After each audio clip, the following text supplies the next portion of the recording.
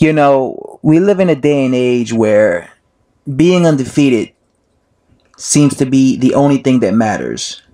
Um, every time somebody loses a professional fight, if they're undefeated and they take that first L, all of a sudden they're a hype job. They were really never that good to begin with. You know, they were fighting nothing but bums.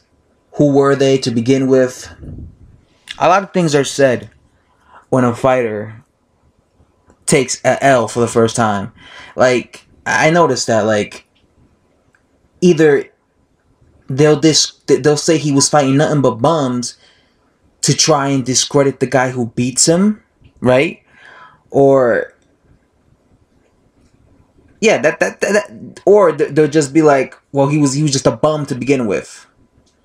He didn't have no talent. You know, there's a few examples, like when Victor Postel, you know, got schooled against Terrence Crawford. He was undefeated going into that fight. He lost. He got schooled, but all of a sudden he was a nobody. He was a bum, but he had beaten guys like Lucas Matisse, and he was dominating everybody he fought up to that. But they were trying to say he was a bum and he didn't fight nobody because they wanted to discredit Crawford. My question to you guys is, if Joshua beats Parker, and if he beats him fair and square, does this mean that Parker is, you know, never really that good to begin with? Does this mean he was a hype job? Does this mean, you know, he's never going to come back from a loss because he has one loss now? In my opinion, because I'm not, you know, one of these boxing fans that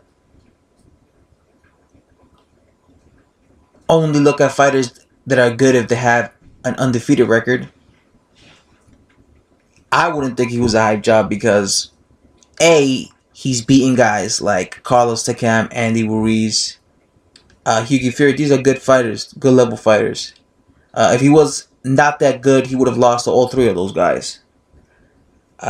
B, losing to Anthony Joshua does not make you a hype job. If you lost to a bum, now that might make you a hype job. But if you lose to someone like a high profile, a top talent like Joshua, that doesn't make you a bum. But, you know, there's some people out there that they don't see that. They don't see, oh, he lost, but he lost to a top level guy. All they see is that he has a loss in his record. So they'll call him a bum. They'll say he was overrated. He was never that good to begin with, you know. But they don't acknowledge the fact that, well, he lost to a top elite fighter, you know. But yeah, that's my question, guys. If he loses to Joshua, does that mean he's a hype job? Does that mean he's a hype job? Let me know.